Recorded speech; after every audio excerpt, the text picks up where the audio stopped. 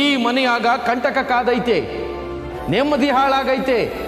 ಈ ಪ್ರಪಂಚನೇ ನೋಡದೆ ಇರೋ ಎಳೆ ಜೀವ ಒಂದು ಈ ಮನೆ ನೆಮ್ಮದಿನ ಕದಡೈತೆ. ಜೀವಕ್ಕೆ ಜನ್ಮ ಕೊಡಬೇಕು ಅಂತ ನೀವು ಅನ್ಕೊಂಡ್ರೆ ಜೀವ ಹೋಗೋ ಹೊತ್ತು ಬಂದೈತಿ. ಆ ಎಳೆ ಜೀವ ಹೊತ್ತಿರೋ ಜೀವ ಈ ಮನೆಯಿಂದ ದೂರ ಹೋಗ್ಬೇಕು.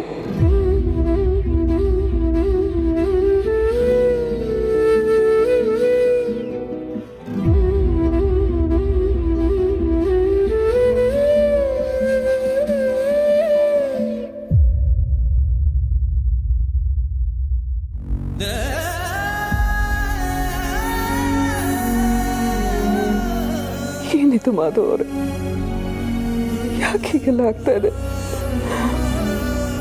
ನಿಧಿ ಮದುವೆ ನಿಂತು ಹೋಗಿದ್ದಕ್ಕೂ ಆ ವ್ಯಕ್ತಿ ಹೇಳಿದ ಕಾರಣಕ್ಕೂ ಸಂಬಂಧ ಇದೆಯಾ? ಅದಕ್ಕೆಲ್ಲ ನನ್ನ ಹತ್ರ ಉತ್ತರ ಇಲ್ಲ ತುಳಸಿ ಅವರೇ. ನಿಮಗೆ ನನ್ನ ಮೇಲೆ ನಂಬಿಕೆ ಇದೆಯಲ್ವಾ? ನಿಮಗೆ ನನ್ನ ನಂಬಿಕೆ ಮೇಲೆ ಅನುಮಾನ ಇದೆಯಾ? ನನಗೆ ಗೊತ್ತು ತುಳಸಿ ಅವರೇ, ಆ ಶಾಸ್ತ್ರದವನು ಹೇಳಿದ್ದು ನಿಮ್ಮ ಮನಸ್ಸನ್ನು ಕೊರಿತಾ ಇದೆ. ನಿಮಗೂ ನಾವು ಮನೆಯಿಂದ ಆಚೆ ಇದ್ಬಿಡೋಣ ಅಂತ ಅನ್ನಿಸ್ತಿದೆ, ಹೌದಾ? ಹೌದು, ನಮ್ಮಿಂದ ಯಾರಿಗೂ ತೊಂದರೆ ಆಗಬಾರ್ದು. ನಮಗೆ ಮಗು ಬೇಕು ಅನ್ನೋದು ಹೇಗೆ ನಮ್ಮ ನಿರ್ಧಾರ ಅಂತ ಹೇಳಿದ್ವು, ಹಾಗೆ ನಮ್ಮಿಂದ ಯಾರಿಗೂ ತೊಂದರೆ ಆಗಬಾರ್ದು ಅಂತ ನೋಡ್ಕೊಳ್ಳೋದು ನಮ್ಮ ಜವಾಬ್ದಾರಿನೇ ಅಲ್ವಾ? ನನ್ನಿಂದಾಗಿ ಮನೇಲಿ ಯಾರಿಗಾದ್ರೂ ಏನಾದರೂ ಆದರೆ ನಾನು ಬದುಕಿದ್ದು ಸತ್ತ ಹಾಗೆ. ಅದ್ರ ಬದಲು ಈ ಮನೆಯಿಂದ ಸ್ವಲ್ಪ ದೂರನೇ ಇದ್ಬಿಡೋಣ. ಈ ಮನೆಯಲ್ಲಿ ನಾನು ಹೊಸ ಬದುಕನ್ನು ಕಂಡುಕೊಂಡಿದ್ದೀನಿ. ಈ ಮನೆ ಋಣ ನಾನು ಯಾವತ್ತೂ ತೀರ್ಸಕ್ಕಾಗಲ್ಲ. ಅಂಥದ್ರಲ್ಲಿ ನನ್ನಿಂದ ಈ ಮನೆಗೆ ಯಾವ ಕಂಟಕನೂ ಬರಬಾರ್ದು. ಪ್ಲೀಸ್ ಮಾಧವ್ ಅವರೇ, ಈ ಮನೆಯಿಂದ ಎಲ್ಲಾದರೂ ದೂರ ಹೊಟ್ಟೋಗೋಣ.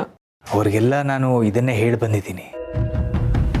ನಿಮ್ಮನ್ನು ಕೇಳದೆ ಹೇಳಿಬಿಟ್ನಲ್ಲ ಅಂತ ಯೋಚಿಸ್ತಾ ಇದ್ದೆ. ಆದರೆ ನಿಮ್ಮ ಮನಸ್ಸಲ್ಲೂ ಇದೇ ಆಲೋಚನೆ ಇದೆ ಅಂತ ಗೊತ್ತಾಗಿ ಈಗ ಸಮಾಧಾನ ಆಯಿತು. ನನಗೊಂದು 2 ದಿನ ಟೈಮ್ ಕೊಡಿ. ಗೆಸ್ಟ್ ಹೌಸ್ನ ಆರ್ಗನೈಸ್ ಮಾಡಿಸ್ತೀನಿ, ನಾವು ಅಲ್ಲೇ ಹೋಗಿರೋಣ. ಆದರೆ ನನಗೆ ಆ ಶಾಸ್ತ್ರದವನ ಮಾತಿನ ಮೇಲೆ ನಂಬಿಕೆ ಇಲ್ಲ. ಆದರೂ ನಿಮ್ಮ ಮನಸ್ಸು ನಿರಾಳ ಆಗಬೇಕು. ನಿಮಗಾಗಲಿ ಮಗುಗಾಗಲಿ ಯಾವುದೇ ಥರದ ತೊಂದರೆ ಆಗಬಾರ್ದು. ಅಕಸ್ಮಾತ್ ನಾವು ಇಲ್ಲೇ ಇದ್ದು ಮನೆಯಲ್ಲಿ ಸಣ್ಣದಾಗಿ ಏನಾದರೂ ಒಂದು ಸಮಸ್ಯೆ ಆದರೆ ಅದು ನಮ್ಮಿಂದನೇನೋ ಅನ್ನೋ ಆತಂಕ ಕೂಡ ಬರಬಾರ್ದು. ಇದ್ರ ಜೊತೆಗೆ ನಿಧಿ ಮದುವೆ ಬಗ್ಗೆ ಹುಡುಗನ ಮನೆಯವ್ರ ಜೊತೆ ಮಾತಾಡಬೇಕು. ಅದನ್ನೂ ಮಾಡೋಣ. ನಾನು ಆಗಲೇ ಹೇಳಿದ್ನಲ್ಲ, ನನ್ನ ಮೇಲೆ ನಂಬಿಕೆ ಇಡಿ. ಎಲ್ಲ ನೀವು ಅಂದ್ಕೊಂಡಾಗೇ ಆಗುತ್ತೆ. ನಾನು ಎಲ್ಲೇ ಇದ್ದರೂ ನಿಮ್ಮನ್ನು ಚೆನ್ನಾಗಿ ನೋಡ್ಕೋತೀನಿ. ಅದ್ರ ಬಗ್ಗೆ ಅನುಮಾನನೇ ಇಲ್ಲ. ನೀವು ನನ್ನ ಜೊತೆಗಿದ್ರೆ ಸಾಕು, ನಾನು ಚೆನ್ನಾಗಿರ್ತೀನಿ ಅನ್ನೋ ನಂಬಿಕೆ ನನಗೂ ಇದೆ.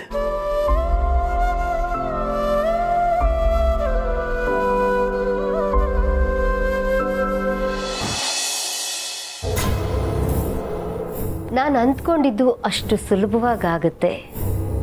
ಆ ತುಳಸಿ ಮನೆ ಬಿಟ್ಟು ಹೋಗ್ತಾಳೆ ಅಂತ ಗೊತ್ತೇ ಇರಲಿಲ್ಲ. ಅಂತೂ ಅನಿಷ್ಟ ದೂರ ಆಗತ್ತೆ. ಅತ್ತೆ, ಬಾ ದೀಪಿಕಾ, ಕೂತ್ಕೋ. ಅತ್ತೆ, ಇದರಲ್ಲಿ ನಿಮ್ಮ ಕೈವಾಡನೂ ಇದೆಯಾ? ಅಥವಾ ಆ ಬುಡ್ಬುಡ್ಕೆಯವರು ನಿಜವಾಗ್ಲೂ ತಾನಾಗೇ ಇದನ್ನೆಲ್ಲ ಹೇಳಿದ್ರ, ಇಲ್ಲ ನೀವು ಹೇಳ್ಸಿದ್ರಾ? ನೀನೇನಾದರೂ ಅನ್ಕೋ ದೀಪಿಕಾ, ಒಟ್ಟಿನಲ್ಲಿ ನನ್ನ ಮಗಳ ಮದುವೆ ಮಾಡೋಕ್ಕೆ ಒಂದು ದಾರಿ ಸಿಕ್ಕಿದೆ. ನನಗದಷ್ಟೇ ಸಂತೋಷ. ಅಂದರೆ ಗಂಡಿನ ಕಡೆಯವರು ಈ ಮದುವೆಗೆ ಒಪ್ಕೊಂಡ್ರಾ?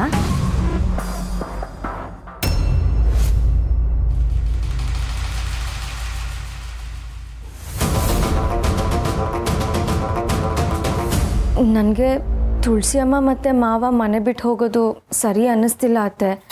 ಅವ್ರ ಹತ್ರ ಬೇರೆ ಏನಾದರೂ ಪರಿಹಾರ ಕೇಳಬೇಕು ಅನ್ನಿಸ್ತಿದೆ. ಸರಿ ಅತ್ತೆ, ನನಗನ್ಸಿದ್ದು ನಾನು ಹೇಳಿದೆ. ನಾನು ಬರ್ತೀನಿ.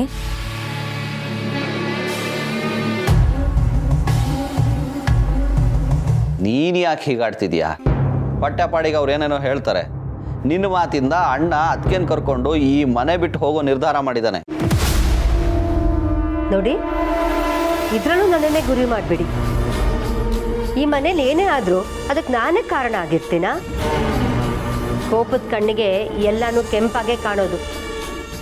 ನನ್ನ ಮೇಲಿರೋ ನೆಗೆಟಿವ್ ಥಾಟ್ಸನ್ನು ಮೊದಲು ನಿಮ್ಮ ತಲೆಯಿಂದ ತೆಗೆದು ಹಾಕಿ. ಇದು ನನ್ನ ಮನೆ. ನನ್ನ ಮನೆಯವರು ಖುಷಿಯಾಗಿರಬೇಕು ಅಂತ ನಾನು ಯಾವಾಗಲೂ ಅನ್ಕೊಳ್ಳೋಳು. ಇಂಥ ಬೂಟಾಟಿಕೆ ಮಾತುಗಳೆಲ್ಲ ನನ್ನ ಹತ್ರ ಆಡೋದಕ್ಕೆ ಬರಬೇಡ. ಹಸುವಿನ ಮುಖವಾಡ ಹಾಕೊಂಡ ತಕ್ಷಣ ರಕ್ತ ಕುಡಿಯೋ ವ್ಯಾಘ್ರ ಹಸುವಾಗಿ ಬದಲಾಗಲ್ಲ. ನಿನ್ನನ್ನು ಮಾತ್ರ ಯಾವುದೇ ಕಾರಣಕ್ಕೂ ಯಾವತ್ತಿಗೂ ನಾನು ನಂಬೋದಿಲ್ಲ. ಅದು ನಿಮಗೆ ಬಿಟ್ಟಿದ್ದು. ಆದರೆ ನಾನು ಯಾವತ್ತೂ ಈ ಮನೆಗೆ ಒಳ್ಳೆಯದನ್ನೇ ಬಯಸೋಳು. ನೀನು ಈ ಮನೆಗೆ ಒಳ್ಳೇದು ಬಯಸ್ತೀಯಾ? ಭೂತದ ಬಾಯಲ್ಲಿ ಭಗವದ್ಗೀತೆ ಕೇಳಿದಾಗ ಆಯಿತು.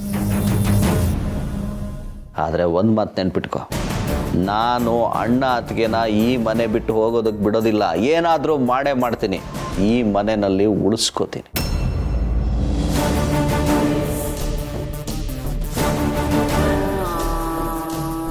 ಏನು ಬೇಕಾದರೂ ಮಾಡಿ, ನೀವೇನೇ ಮಾಡಿದ್ರು ಅವರು ಈ ಮನೆ ಬಿಟ್ಟು ಹೋಗೇ ಹೋಗ್ತಾರೆ. ಅವರು ಹೋಗೋ ಹಾಗೆ ನಾನು ಮಾಡ್ತೀನಿ.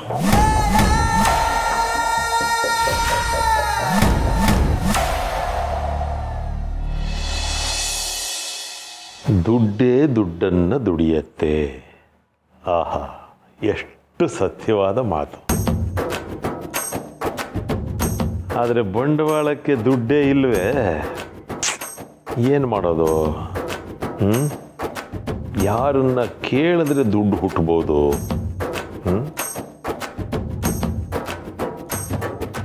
ಸಿರಿನ್ ಕೇಳಲ್ಲ,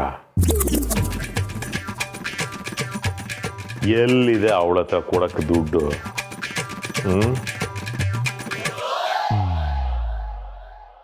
ಸಮರ್ಥನ್ನ ಆಯಾ ಅವನೇ ತಿರ್ಕೊಂಡು ತಿಂತಾ ಇದ್ದಾನೆ. ಅವನ ಹತ್ರ ನಾನು ಏನು ಕಿತ್ಕೊಂಡು ಇನ್ವೆಸ್ಟ್ ಮಾಡೋದು? ಸಿರಿ ಸಮರ್ಥ ರೂಲ್ಡ್ ಔಟ್. ಆಗಲ್ಲ. ಇನ್ಯಾರು? ನನ್ನ ಸೊಸೆ ಮುದ್ದು ಖಂಡಿತ ಕೊಡಲ್ಲ. ಉರಿದು ಬೀಳ್ತಾಳೆ, ಇಷ್ಟಿಷ್ಟೆಲ್ಲ ಕಂಡು ಬಿಡ್ತಾಳೆ ಅಂತ. ಬೇಡ. ಹೇಯ್, ಒಂದು ಕೆಲಸ ಮಾಡ್ತೀನಿ. ಹೇಗಿದ್ರು ದತ್ತೊಂದು ಇನ್ಶೂರೆನ್ಸ್ ಬಾಂಡ್ ಇದೆ ನನ್ನ ಹತ್ರ. ಹೋಗ್ತೀನಿ, ಮುದುಕ ನೆಗದು ಬಿದ್ದ ಅಂತ ಸಬ್ಮಿಟ್ ಮಾಡಿ ದುಡ್ಡು ಇಸ್ಕೊತೀನಿ. ಅವ್ರು ಬದುಕಿರುವಾಗಲೇ ಅವ್ರ ಡೆತ್ ಸರ್ಟಿಫಿಕೇಟ್ ಮಾಡಿಸ್ತೀಯ. ಅವ್ರ ಮನೇಲಿ ಇದ್ಕೊಂಡು ಅವ್ರ ಅನ್ನನೇ ತಿಂದ್ಕೊಂಡು ಅವ್ರ ಬೆನ್ನಿಗೆ ಚೂರಿ ಹಾಕ್ತೀಯ. ಬೇಡಪ್ಪ, ಖಂಡಿತ ಬೇಡ. ಈಗಾಗಲೇ ಒಂದು ಅನುಭವ ಆಗಿದೆ, ಮತ್ತೊಂದು ಅನುಭವ ಆಗೋದು ಬೇಡ. ಮತ್ತು ದುಡ್ಡು ಕೊಡೋರು ಯಾರಿದ್ದಾರೆ? ಏ, ಮರ್ತೇ ಹೋಗಿತ್ತು. ದುಡ್ಡನ್ನ ಕರುಣಿಸುವ ಧನಲಕ್ಷ್ಮಿ ಆ ಮನೆಯಲ್ಲಿರುವಾಗ ನಾನು ಇಲ್ಲೂ ಕೂತ್ಕೊಂಡು ದುಡ್ಡು ದುಡ್ಡು ಅಂತ ಜಪ ಮಾಡಿದ್ರೆ ಹೇಗೆ? ಕರೆಕ್ಟ್. ಅವ್ರಿಗೊಂದು ಫೋನ್ ಮಾಡಿ ಕೇಳಿದ್ರೆ ದುಡ್ಡನ್ನ ಕೊಟ್ಟರು ಕೊಡಬಹುದು.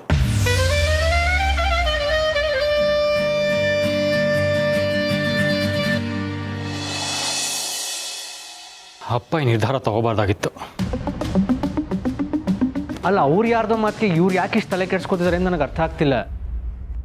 ಅಮ್ಮ ಮತ್ತು ಮಾವ ಈ ಮನೇಲಿ ಇಲ್ಲದೆ ಇದ್ದರೆ ನಮಗಿರೋದಕ್ಕೂ ಕಷ್ಟ ಅನಿಸುತ್ತೆ. ಹೇಗಾದರೂ ಮಾಡಿ ಅವರಿಬ್ಬರು ಈ ಮನೆ ಬಿಟ್ಟು ಹೋಗದೆ ಇರೋ ಹಾಗೆ ತಡಿಬೇಕು.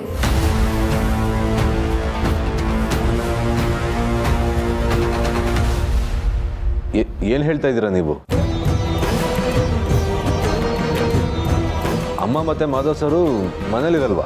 ಮನೆ ಬಿಟ್ಟು ಹೋಗ್ತಿದ್ದಾರ? ಸದ್ಯಕ್ಕೆ ಸಮರ್ಥಿಗೆ ಈ ವಿಷಯ ಹೇಳೋದು ಬೇಡ.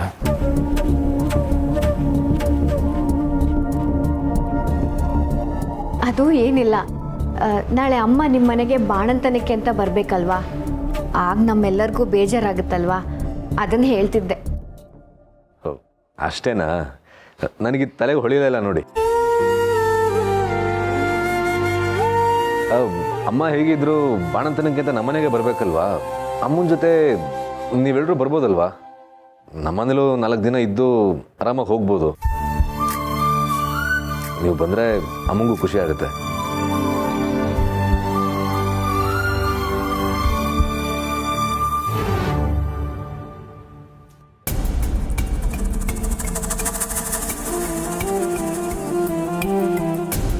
ಆದರೂ ನೀವೆಲ್ಲ ಒಂಥರ ಮಂಕಾಗಿದ್ದೀರಾ, ಯಾಕೇನಾಯಿತು? ಏನಿಲ್ಲ ಸಮರ್ಥ್, ಮೀಟಿಂಗ್ ಬಗ್ಗೆ ಯೋಚನೆ ಮಾಡ್ತಿದ್ದೆ. ಸರಿ ಹೊರಡೋಣವಾ? ಲೇಟ್ ಆಯಿತು. ಸರಿ ಹೊರಡೋಣ. ಒಂದ್ಸರಿ ಅಮ್ಮನ್ನ ಮಾತಾಡ್ಸ್ಕೊಂಬರ್ಲಾ? ಅವರಿಗಾಗಲೇ ಬೇಜಾರಲ್ಲಿರ್ತಾರೆ. ಇವನಲ್ಲಿ ಹೋಗಿ ಎಲ್ಲ ವಿಚಾರನೂ ಗೊತ್ತಾದರೆ ಆಮೇಲೆ ದೊಡ್ಡ ರಾಧ ಅಂತಾನೆ ಮಾಡ್ತಾನೆ. ಸಮರ್ಥ್, ಆಲ್ರೆಡಿ ಲೇಟ್ ಆಗಿದೆ, ನಾವು ಹೊರಡೋಣ. ಅಲ್ಲ ಬ್ರೋ ಹೇಳಿದ್ ಕೇಳಿಸ್ಲಿಲ್ವಾ? ಆಫೀಸಿಗೆ ಲೇಟ್ ಆಗ್ತಿದ್ದು, ನಡಿ ಹೊರಡೋಣ. ಮೈನ, ಅಮ್ಮ ಇವಾಗ ಮಲಗಿದ್ದಾರೆ, ಸುಮ್ಮನೆ ಹೋಗಿ ಡಿಸ್ಟರ್ಬ್ ಮಾಡೋದೇನಕ್ಕೆ? ಸಂಜೆ ಮತ್ತೆ ಬರ್ತಿರಲ್ಲ, ಅವಾಗ ಮಾತಾಡಿಸಿ. ಮಲಗಿದ್ರೆ ಸರಿ, ಬನ್ನಿ ಹೊರಡೋಣ.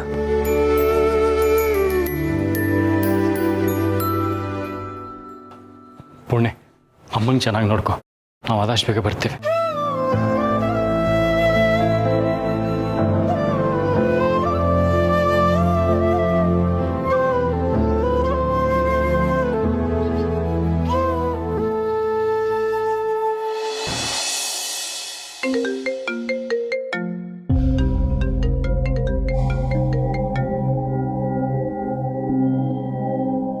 ಹಲೋ, ಯಾರು? ಹಲೋ, ನಮಸ್ಕಾರ. ನಾನು ಜುಗ್ಗ ಅಲ್ಲ ಜಗ್ಗ ಅಲ್ಲ, ಸಂಧ್ಯನ್ ಮಾವ. ಓ, ನೀವಾ? ಏನು ವಿಷಯ? ನೀವ್ಯಾಕೆ ನನಗೆ ಕಾಲ್ ಮಾಡಿದ್ದೀರಾ? ಅಯ್ಯೋ ಯೋ ಯೋ ಯೋ ಯೋ ಇದೇನು ಮೇಡಮ್ ಹೀಗೆ ಅಂದ್ಬಿಟ್ರೆ? ನೀವು ನನ್ನ ಪಾಲಿಗೆ ಧನಲಕ್ಷ್ಮಿ ಇದ್ದ ಹಾಗೆ ಮೇಡಮ್. ನಿಮಗೆ ನನ್ನ ಸೊಸೆ ಅಂದರೆ ಎಷ್ಟು ಪ್ರೀತಿ ಇದೆ, ಎಷ್ಟು ವಿಶ್ವಾಸ ಇದೆ ಅನ್ನೋದು ನನಗೆ ಚೆನ್ನಾಗಿ ಗೊತ್ತು. ಅವಳು ಕೇಳ್ತಿದ್ದ ಹಾಗೆ ಬೇರೆ ಪ್ರಶ್ನೆ ಮಾಡಿದೆ ಅವಳಿಗೆ ದುಡ್ಡು ಕೊಟ್ರಿ ಅನ್ನೋ ಸತ್ಯ ಕೂಡ ನನಗೆ ಗೊತ್ತು ಮೇಡಮ್. ಅವಳ ಮೇಲೆ ಕನಿಕರ ಇಟ್ಟು, ಅವಳ ಮೇಲೆ ವಿಶ್ವಾಸ ಇಟ್ಟು ದುಡ್ಡು ಕೊಟ್ಟ ಹಾಗೆ ನೀವು ನನಗೂ ಸಹಾಯ ಮಾಡಬೇಕು ಅನ್ನೋದು ನನ್ನ ಆಸೆ. ಅವಳ ಪಕ್ಕದಲ್ಲಿ ಈ ಬಡಪಾಯಿ ಒಬ್ಬ ನಿಂತಿದ್ದಾನೆ, ನಿಮ್ಮ ದೃಷ್ಟಿ ನನ್ನ ಮೇಲೂ ಬಿದ್ದರೆ. ಏನ್ರಿ ಹಾಗಂದ್ರೆ? ಈಗ ಫೋನ್ ಯಾಕೆ ಮಾಡಿದ್ರಿ? ಮೊದಲು ಅದನ್ನ ಹೇಳಿ, ಸುಮ್ಮನೆ ತಲೆ ತಿನ್ಬೇಡಿ. ಅಯ್ಯೋ ಮೇಡಮ್, ಕೋಪ ಮಾಡ್ಕೋಬೇಡಿ. ನಾನು ಹೇಳೋದನ್ನ ಸ್ವಲ್ಪ ಸಮಾಧಾನವಾಗಿ ಕೇಳಿ. ಮೇಡಮ್ನವರೇ, ನಾನು ಒಂದು ಬಿಸ್ನೆಸ್ ಪ್ರಾರಂಭ ಮಾಡೋಣ ಅಂತ ಇದ್ದೀನಿ. ಅದು ಹೇಗೆ ಅಂದರೆ, 1 ಹಾಕಿದ್ರೆ 2 ಬರುತ್ತೆ, 2 ಹಾಕಿದ್ರೆ 4, 4 ಹಾಕಿದ್ರೆ 8, ಹೀಗೆ. ಅದಕ್ಕೆ ನಿಮ್ಮದು ಅದೃಷ್ಟದ ಕೈ. ನೀವು ನನಗೊಂದು ಸ್ವಲ್ಪ ಧನ ಸಹಾಯ ಮಾಡಿದ್ರೆ. ರೀ, ಏನ್ರಿ ಅನ್ಕೊಂಡಿದ್ದೀರಾ ನೀವು? ನೀವು ಕೇಳ್ದಾಗೆಲ್ಲ ದುಡ್ಡು ಕೊಡೋಕ್ಕೆ ನಾನೇನು ATM ಅನ್ಕೊಂಡಿದ್ದೀರಾ? ಮೊದಲು ನಿಮ್ಮ ಸೊಸೆ ತಗೊಂಡಿರೋ 5 ಲಕ್ಷನ ತೀರಿಸಿ, ಆಮೇಲೆ ಬೇರೆ ಮಾತು. ಇದೇನು ಮೇಡಮ್ ಹಿಂಗನ್ಬಿಟ್ರಿ? ನನ್ನ ಸೊಸೆನ ಇಷ್ಟಪಟ್ಟು ಪ್ರೀತಿಯಿಂದ ಅವಳು ಬಿಸ್ನೆಸ್ ಶುರು ಮಾಡಲಿ ಅನ್ನೋ ಕಾರಣಕ್ಕೆ ತಾನೆ ನೀವು ನನ್ನ ಸೊಸೆ ಮುದ್ದಿಗೆ ದುಡ್ಡು ಕೊಟ್ಟಿದ್ದ. ಇನ್ನೊಂದು ವಿಷಯ ಹೇಳ್ತೀನಿ ಕೇಳಿ, ನನ್ನ ಸೊಸೆ ಮುದ್ದು ತುಂಬ ಬದಲಾಗ್ಬಿಟ್ಟಿದ್ದಾಳೆ. ಸದ್ಯದಲ್ಲೇ ಬಿಸ್ನೆಸ್ ಪ್ರಾರಂಭ ಮಾಡಿದ್ರು ಮಾಡ್ಬೋದು. ಅದೇ, ಅವಳು ಬದಲಾಗಿದ್ದಾಳೆ ಅಂತಾನೆ ಹೇಳ್ತಿರೋದು. ಮೊದಲು ನನ್ನ ದುಡ್ಡನ್ನ ನಂಗೆ ವಾಪಸ್ ಕೊಡಿ. ಅಯ್ಯೋ ಮೇಡಮ್, ಸ್ವಲ್ಪ ನನ್ನ ಮಾತು ಕೇಳಿ ಮೇಡಮ್. ನನಗೇನು ಕೋಟಿ ಬೇಕಾಗಿಲ್ಲ ಮೇಡಮ್. ನನಗೆ ಬೇಕಾಗಿರೋದು ಬರೀ 50,000, 50,000 ಓನ್ಲಿ. ಈಗ ಕೊಡಿ, ತಿಂಗಳಲ್ಲಿ ತೀರಿಸ್ಬಿಡ್ತೀನಿ. ಸುಮ್ಮನೆ ಇರಿಟೇಟ್ ಮಾಡಬೇಡಿ. ನನ್ನ ಬಾಯಿಗೆ ಬಂದ ಹಾಗೆ ಬೈಯೋಕ್ಕೆ ಮುಂಚೆ ಫೋನ್ನ ಕಟ್ ಮಾಡಿ, ಇಲ್ಲ ಅಂದರೆ.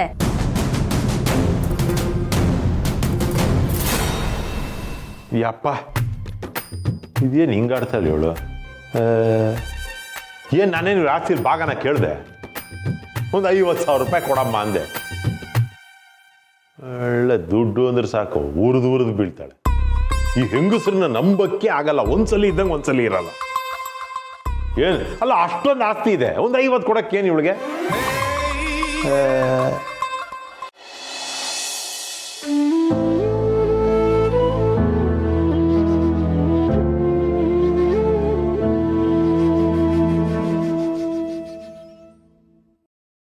ಅಮ್ಮ, ಯಾಕೆ ನೀವು ಊಟಕ್ಕೆ ಬಂದಿಲ್ಲ? ರೂಮಲ್ಲೇ ಕೂತಿದ್ದೀರಾ?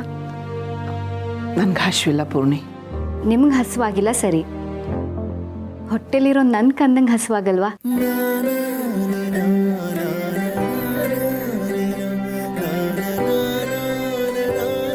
ಸಾರಿ ಅಮ್ಮ, ಮಾತಿನ ಬರ್ದಲ್ಲಿ ನನ್ನ ಕಂದ ಅಂದ್ಬಿಟ್ಟೆ. ದಡ್ಡಿ, ಅದು ನಿನ್ನ ಕಂದಾನೆ, ನೀನು ನಿಜಾನೇ ಹೇಳಿದೆ. ಹಾಗಿದ್ರೆ ನನ್ನ ಕಂದ ನೋಡ್ಕೊಳ್ಳೋ ಜವಾಬ್ದಾರಿ ನನಗೂ ಇದೆ ಅಲ್ವಾ? ನಿಮಗೋಸ್ಕರ ಅಲ್ಲದೆ ಇದ್ರು ನನ್ನ ಕಂದನಿಗೋಸ್ಕರನಾದರೂ ನೀವು ಊಟ ಮಾಡಲೇಬೇಕು.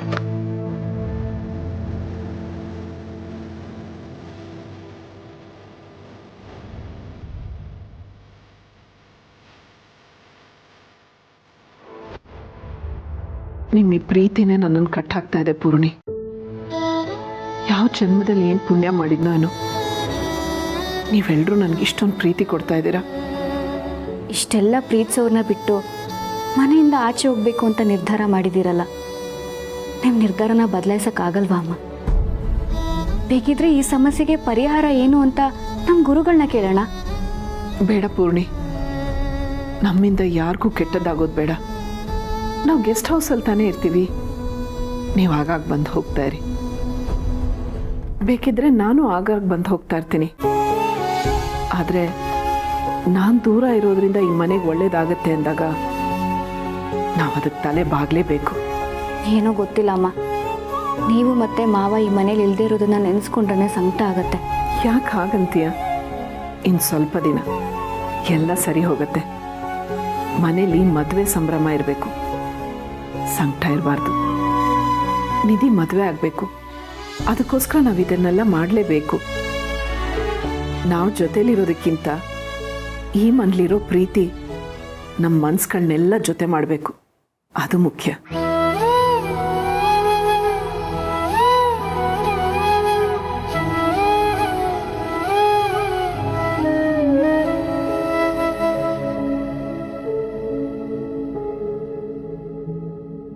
ದೇವ್ರೆ, ಏನಾದರೂ ಮಾಡಿ ಅಮ್ಮ ಮತ್ತು ಮಾವ ಈ ಮನೇನ ಬಿಟ್ಟು ಹೋಗದೆ ಇರೋ ಥರ ಮಾಡು. ಈ ಸಮಸ್ಯೆಗೆ ಬೇರೆ ಏನಾದರೂ ಪರಿಹಾರ ಇದ್ದರೆ ತೋರಿಸು.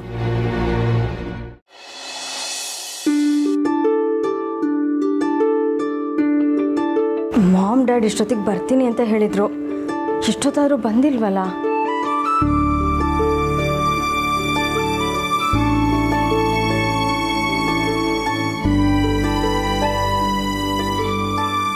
ದೀಪು, ಡ್ಯಾಡ್ ಹೇಗಿದೆಯಮ್ಮ? ಡ್ಯಾಡ್, ಏನಿದು? ನಾನು ತಿರ್ಗಾ ಈ ಮನೆಗೆ ಬಂದರೆ ನೀನು ಸಂತೋಷ ಪಡ್ತೀಯ ಅಂದ್ಕೊಂಡೆ, ಈಗ ಅಳ್ತಿದ್ಯಾ? ಇಲ್ಲ ಡ್ಯಾಡ್, ಇದು ಖುಷಿಗೆ ಬರ್ತಿರೋ ಕಣ್ಣೀರು. ಓಹ್, ಖುಷಿಯಾದಾಗ ಕಣ್ಣೀರು ಬರುತ್ತೆ, ನನಗೆ ಖುಷಿ ಆದಾಗ ಕಣ್ಣೀರು ಬರಲ್ಲ. ಬಹುಶಃ ನನಗೆ ಖುಷಿನೇ ಆಗಲ್ವೇನೋ. ಒಳ್ಳೆ ಹೃದಯ ಇದ್ದವ್ರಿಗೆ ಒಳ್ಳೆ ಕಾರಣಕ್ಕೆ ಖುಷಿ ಆದಾಗ ಕಣ್ಣಲ್ಲಿ ನೀರು ಬರುತ್ತೆ. ಇಲ್ಲೂ ಒಳ್ಳೆತನ ತರ್ತಿದ್ಯಾ? ಒಳ್ಳೆ ಕತೆ ನಿಂದು. ಡ್ಯಾಡ್, ನೀವು ಮತ್ತೆ ಈ ಮನೆಗೆ ಬಂದಿದ್ದು ನನಗಂತೂ ತುಂಬ ಖುಷಿ ಆಗ್ತಿದೆ. ನಾನೇ ಮಾವನ ಹತ್ರನೂ ಚಿಕ್ಕ ಮಾವನ ಹತ್ರನೂ ಮಾತಾಡಿದ್ದೆ. ಅದಕ್ಕೆ ತಾನೇ ನಾನು ಈ ಮನೆ ಕಾಲಿಟ್ಟಿರೋದು. ದೀಪು, ಇದು ದೀಪಾವಳಿಗೆ ತಂದಿರೋದು ಸೀರೆ ಇದೆ, ನಿಮ್ಗೆ ಇಷ್ಟ ಆಗುತ್ತೆ ನೋಡು. ಥ್ಯಾಂಕ್ಸ್ ಮಾಮ್, ನೀನು ತಂದಿದ್ಯಾ ಅಂದಮೇಲೆ ಚೆನ್ನಾಗೇ ಇರುತ್ತೆ ಬಿಡು. ನೀನು ಎಮೋಷನ್ ಸರಿಯಾಗಿಲ್ಲ ಅಂದರೂ ನಿನ್ನ ಸೆಲೆಕ್ಷನ್ ಸರಿಯಾಗೇ ಇರುತ್ತೆ.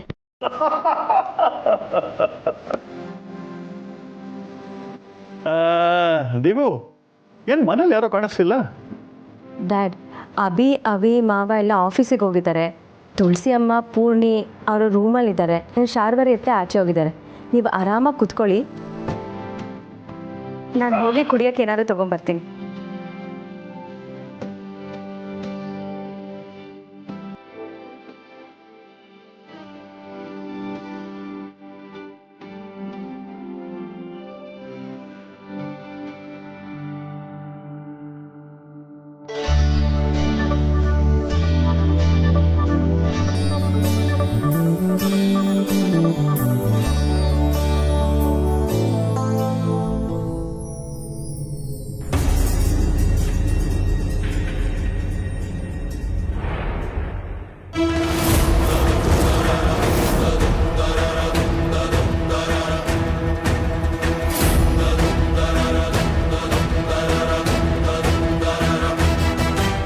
ದೇವ್ರೆ, ಪೂರ್ಣಿ ಕತ್ತಲ್ಲಿರೋ ಸರನೇನಾದರೂ ಇವ್ರು ನೋಡಿದ್ರೆ ಖಂಡಿತ ಇವ್ರಿಗೆ ಅನುಮಾನ ಬರುತ್ತೆ.